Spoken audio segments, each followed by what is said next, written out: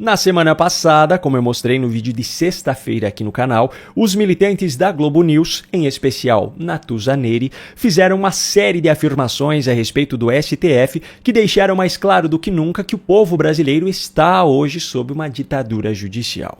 A intenção deles, obviamente, não era essa. A intenção era de defender a atuação dos ministros supremos, mas a realidade que eles entregaram foi diferente. E pior, ainda com requintes de crueldade por conta do deboche de Natuza ao narrar os absurdos que acontecem nos bastidores de Brasília.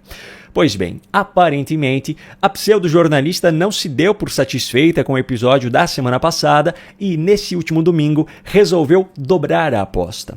Eu peço para que você acompanhe aqui comigo com atenção, que nós vamos analisar ponto a ponto as revelações feitas por Natuza Neri na noite de ontem. Olha só. São tantos os problemas do Brasil e são tantas as soluções que o Estado precisa encaminhar para dar conta de contemplar os problemas, as soluções para os problemas que os brasileiros e as brasileiras vivem, que falar em anistia agora parece até virar as costas para esses problemas, e onde já se viu falar em anistia antes sequer de condenação. Aqui eu já faço uma pausa porque o argumento apresentado pela militante na tentativa de evitar que esse projeto seja pautado é vergonhoso. Ela diz que falar em anistia agora é virar as costas para coisas que deveriam ser prioridades, mas não fala absolutamente nada sobre, por exemplo, o fato de que o caso da suposta trama golpista tem andado no STF em um ritmo 14 vezes mais rápido do que o que aconteceu com o mensalão. Ou seja, se tem alguém que tem deixado de lado pautas importantes para priorizar esse assunto, esse alguém é o próprio Supremo. E por falar em mensalão, nada está tão ruim que não possa piorar ainda mais.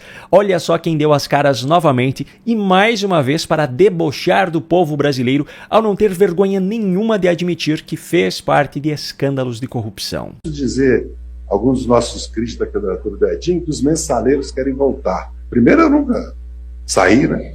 Eu nunca saí. Nem o Delugo, nem o Bacari, nem o João Paulo. Eu nunca saí. Mas a pior parte dessa história não é nem o fato de que os escândalos do passado são motivo de piada para aqueles que hoje estão livres por conta de decisões de ministros do STF. A pior parte é que os escândalos não ficaram apenas no passado.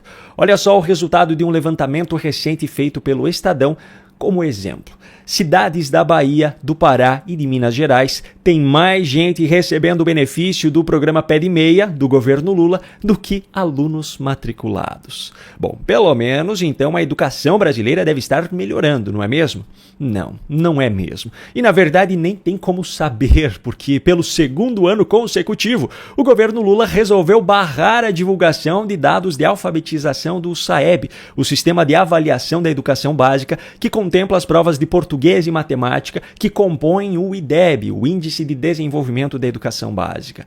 Ou seja, se o resultado da avaliação não serve para fazer propaganda do governo, o governo simplesmente esconde ele.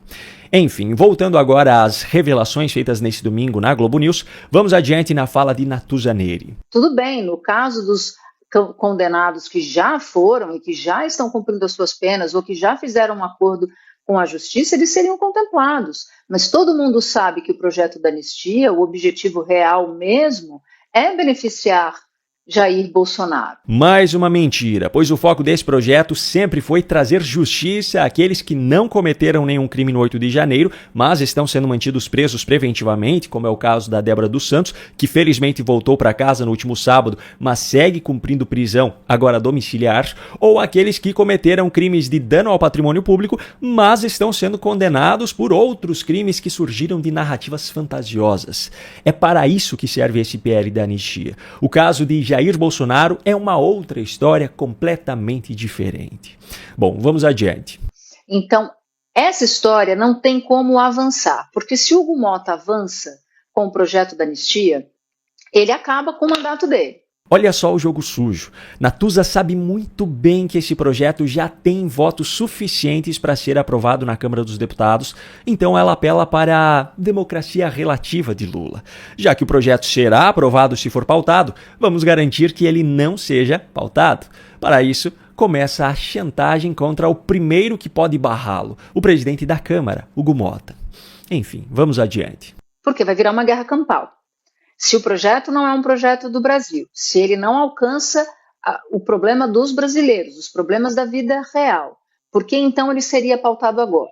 Se ele for pautado agora, paralisa absolutamente tudo no Congresso Nacional, na Câmara dos Deputados, isso para a agenda da própria oposição, para a agenda do próprio governo, não importa. Agora imagina se colocar para pautar, se pautar para votar na Câmara dos Deputados, esse projeto passa, o Hugo Mota fica com a pecha de ajudar para que a justiça não seja feita, para que a justiça não seja cumprida, que foi uma decisão com uma turma enorme de gente que participou dos atos do 8 de janeiro. Mais 3 mentiras nesse curto espaço de tempo. Primeiro, ela diz que não é um projeto do Brasil, mas pelo menos 50% da população brasileira é a favor dele. E isso de acordo com aquelas pesquisas duvidosas por serem sempre tendenciosas. Segundo, ela diz que se esse projeto for pautado, todo o resto para no Congresso. O que não é verdade, pois esse é mais um projeto em tramitação que seria votado da mesma forma que tantos outros são votados diariamente. E terceiro, ela diz que Hugo Mota ficaria com a imagem de quem ajudou para que a justiça não seja feita. Só que a verdade é justamente o contrário, pois o objetivo desse projeto é justamente fazer justiça que o judiciário não faz. Se o judiciário estivesse cumprindo o seu papel de apenas julgar casos de maneira imparcial e com base na legislação, não seria necessário nenhum projeto de anistia. Simples assim. Agora vamos adiante. Em que um ex-presidente da República, se condenado fosse, não seria punido porque ele foi anistiado antes mesmo de ser punido. E aí ele compra essa briga imensa, não é com o Supremo Tribunal Federal, não, é com a própria democracia brasileira. E uma pauta que não é uma pauta primordial, que vai conferir a Hugo Mota uma marca na sua gestão. Ele será engolido pelo projeto da anistia. A marca dele vai para as cucuias. E aí chega no Senado Federal, Davi Alcolumbre, que já disse e repetiu que não pautará, Hugo Mota vai ter sofrido desgaste sozinho. Tem gente da oposição que faz o seguinte cálculo. Se passa na Câmara, Davi Alcolumbre não vai ter como segurar, porque vai ser uma pressão muito grande. Quem disse? Mas Davi Alcolumbre aguenta a pressão. E ele já disse para o Supremo, já disse em entrevista, já disse para jornalistas que não pautará em hipótese alguma. É o cúmulo da incoerência e da hipocrisia. Ela tem a audácia de falar em democracia, enquanto defende a postura de Davi Alcolumbre, o presidente do Senado, de não pautar esse projeto caso passe na Câmara. Ou seja, ela defende que um parlamentar segure de maneira irregular um projeto aprovado pela maioria da Câmara para que não haja chance de ser votado no Senado, mesmo sabendo que é uma pauta defendida por grande parte da população brasileira. Pois é inacreditável o quanto essa gente é capaz de jogar sujo para defender os seus próprios interesses. É inacreditável o quanto essa gente é capaz de mentir na cara do cidadão brasileiro na tentativa de manipular a opinião pública. Aliás, por falar em mentiras, eu não poderia deixar de mencionar a vergonha que foi a manifestação organizada pela esquerda neste último domingo na Avenida Paulista. E a vergonha maior ainda dos pesquisadores da USP, que divulgaram a sua contagem do público presente. Veja só, o Poder 360 afirma que estiveram presentes 5,5 mil pessoas neste domingo. Para os pesquisadores da USP, eram 6,6 mil pessoas. Agora vamos fazer um comparativo aqui.